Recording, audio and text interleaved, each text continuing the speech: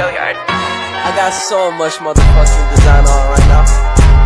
Break it down, bring it back, make it clap. I got 3 old thoughts, new block, where that day. Bitches on my line, and you know. Assalamualaikum warahmatullahi wabarakatuh dan shalom. Perkenalkan, saya Silti Bituk, NIM K2201047, Prodi Sarjana Ilmu Keperawatan. Di video kali ini, saya akan menjelaskan Pancasila sebagai ideologi bangsa dan negara. Apa sih itu ideologi?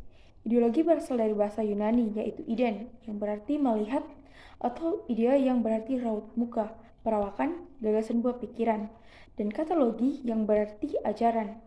Dengan demikian, ideologi adalah ajaran atau ilmu tentang gagasan dan buah pikiran.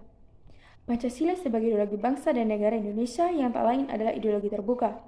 Pancasila sebagai ideologi terbuka artinya nilai-nilai dasar Pancasila bersifat tetap, namun dapat dijabarkan menjadi nilai instrumental yang berubah dan berkembang secara dinamis dan kreatif sesuai dengan kebutuhan perkembangan masyarakat Indonesia.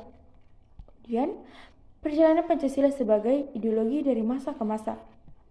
Berawal dari sidang pleno BPUPKI pertama yang diadakan pada tanggal 28 Mei 1945 hingga 1 Juni 1945, ketika itu Dr. Rajiman Widyodiningrat dalam pidato pembukaannya selaku Ketua BPUPKI mengajukan pertanyaan kepada seluruh anggota sidang mengenai dasar negara apa yang akan dibentuk untuk Indonesia.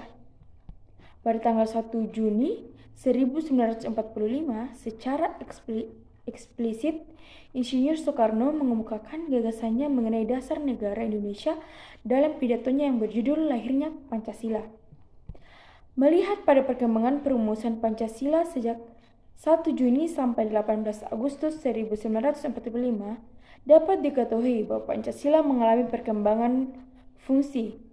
Pada tanggal 1 dan 22 Juni, Pancasila yang dirumuskan Panitia 9 dan disepakati oleh sidang pleno BPUPKI merupakan modus kompromi antara kelompok yang memperjuangkan dasar negara nasionalisme dan kelompok yang memperjuangkan dasar negara Islam.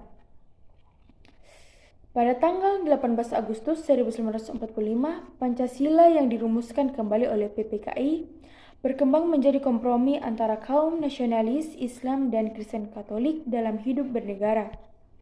Pancasila sudah bukan lagi merupakan kompromi atau titik temu bagi semua ideologi, dikarenakan Pancasila dimanfaatkan sebagai senjata ideologi untuk melegitimasi tuntunan Islam bagi pengakuan negara atau Islam yang kemudian pada rentang tahun 1945 sampai 1962 terjadi pemberontakan Darul Islam terhadap pemerintah pusat. Setelah pemberontakan berhasil ditumpas atas desakan A.H. Nasution pada 5 Juli 1959, Insinyur Soekarno mengeluarkan dekret presiden untuk kembali pada UUD 1945 sebagai satu-satunya konstitusi legal Republik Indonesia dan pemerintahan dinamai dengan demokrasi terpimpin. Selanjutnya, pada masa Orde Baru, Soeharto mengambil Pancasila sebagai dasar negara dan ini merupakan cara yang paling tepat untuk melegitimasi kekuasaannya. Kemudian nilai-nilai yang terkandung dalam Pancasila sebagai ideologi bangsa dan negara Indonesia. Nilai-nilai Pancasila terkandung di dalamnya yang merupakan nilai-nilai ketuhanan, kemanusiaan, persatuan, keadilan, kerakyatan. Nilai-nilai Pancasila bersifat objektif dan subjektif. Fungsi Pancasila sebagai ideologi bangsa dan negara Indonesia antara lain memperkokoh persatuan bangsa, mengarahkan bangsa Indonesia menuju tujuannya, mengembangkan identitas bangsa, menjadi standar nilai dan melakukan kritik. Jadi kesimpulannya, Pancasila ideologi bangsa dan negara Indonesia itu sangat penting karena ideologi merupakan alat yang paling ampuh untuk menciptakan negara Indonesia yang kokoh, bermartabat, dan berbudaya tinggi. Sekian dari saya, jika ada kesalahan dalam kata mohon dimaafkan. Sekian dan terima kasih. Wassalamualaikum warahmatullahi wabarakatuh.